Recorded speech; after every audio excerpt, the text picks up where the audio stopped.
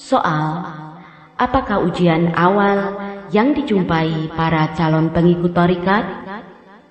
Jawab, ujian paling awal yang dijumpai para calon pengikut thariqah adalah perkara niat.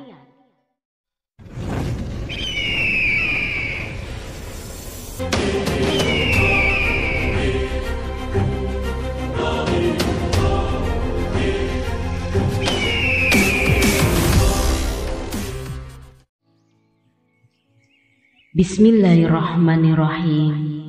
Assalamualaikum warahmatullahi wabarakatuh. Godaan bagi penempuh jalan tarikat. Pembahasan yang akan kita bicarakan ini sangatlah penting diketahui oleh setiap orang yang mau belajar ilmu tasawuf atau ilmu ma'rifat. Sebab sudah banyak yang terjadi pada diri seorang murid atau seorang yang masuk ke dalam dunia tasawuf. Awalnya mereka sangat bersemangat. Akan tetapi seiring dengan berjalannya waktu, mereka pun putus di tengah perjalanannya. Maka dari itu sekarang akan kami coba memberikan sedikit pengetahuan langkah awal sebelum memasuki tharikat. Soal, apakah ujian awal yang dijumpai para calon pengikut tharikat? Jawab, ujian paling awal yang dijumpai para calon pengikut thariqah adalah perkara niat. Apakah motivasi mereka masuk tharikat betul didasari oleh niat yang ikhlas, semata-mata menjalankan perintah Allah dan Rasulullah, ataukah niat-niat yang lain? Sebab kenyataannya tidak sedikit orang yang masuk tharikat telah jatuh pada saringan pertama lantaran salah soal niatnya. Ada yang niat karena mengikuti ajakan teman, niat mencari kesembuhan, niat mencari kemakmuran ekonomi, atau sungkan kepada orang tuanya.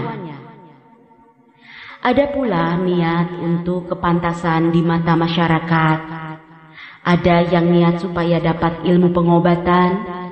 Ada yang niat untuk kesaktian dan supaya memiliki karomah, dan seterusnya. Bagi penempuh jalan tarikat, harusnya berhati-hati pada kesalahan niat ini, karena akan berpengaruh pada keberhasilannya kelak. Dan setelah masuk tarikat, kerap kali muncul godaan-godaan yang mengiringi para penempuhnya. Ada godaan yang timbul dari luar diri kita, seperti persoalan beratnya perekonomian, fitnahan dari orang lain, masalah pekerjaan, keluarga, dan lain-lain. Ada pula godaan yang muncul dari dalam diri kita sendiri, di antaranya dapat dikelompokkan sebagai berikut. Sebelum dan ketika amaliyah. Yang pertama, kasal. Soal, apakah artinya kasal? Jawab, kasal artinya malas. Malas untuk menjalankan ibadah kepada Allah Subhanahu wa Ta'ala. Padahal sebenarnya mereka dapat dan sanggup untuk melaksanakannya. Kasal ini seringkali menghantui dalam pikiran dan hati manusia yang berniat menjalani amaliyah thariqah. Sebenarnya pada dasarnya kesempatannya ada, kemampuannya juga ada, akan tetapi mereka malas untuk melaksanakannya. Terkadang untuk menutup-nutupi rasa malasnya supaya tidak dipersalahkan orang lain, maka dia akan mencari-cari alasan dan argumentasi agar tidak dipersalahkan karena kemalasannya tersebut. Yang kedua yaitu futur. Soal, Apakah yang dimaksudkan dengan futur? Jawab, bimbang dan ragu-ragu atau lemah pendirian, tidak memiliki tekad yang kuat. Terkadang muncul keraguan-raguan dalam hati, apakah amalan yang baik tersebut bisa dilaksanakan ataukah tidak. Ada kalanya bimbang karena terbayang-bayang beratnya menjalani amalan tersebut. Terkadang bimbang apakah dia akan bisa merasakan hasil atau manfaatnya atau hanya sia-sia saja.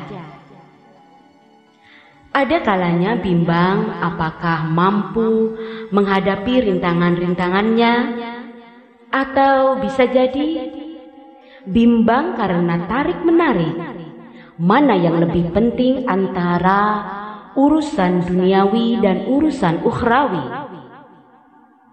Dan yang ketiga, malal. Soal, apakah artinya malal? Jawab, malal artinya bosan dan jenuh. Kadangkala hati manusia dihantui oleh pikiran dan perasaannya sendiri, karena sudah menjalani berbagai macam amaliyah yang baik dalam thariqah. Sudah berpuluh-puluh tahun lamanya, akan tetapi tetap saja tidak ada peningkatan rohani ataupun kesejahteraan yang dapat dirasakannya, sehingga menganggap bahwa amaliyah baik yang sudah mereka jalankannya selama ini seperti tidak ada manfaatnya apa-apa. Akhirnya bosan dan jemu, kemudian beribadah secara ala kadarnya saja.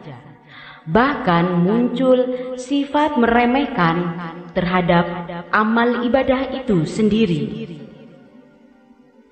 Timbulnya hal-hal yang disebutkan ini adalah disebabkan kurang kuatnya para keimanan, kurang mantapnya keyakinan, dan banyak terpengaruh oleh hawa nafsu atau kepentingan pribadinya sendiri. Apabila hal-hal tersebut dibiarkan saja bersarang dalam pikiran dan hati kita, maka boleh mengakibatkan gagalnya mencapai tujuan dalam berthariqah.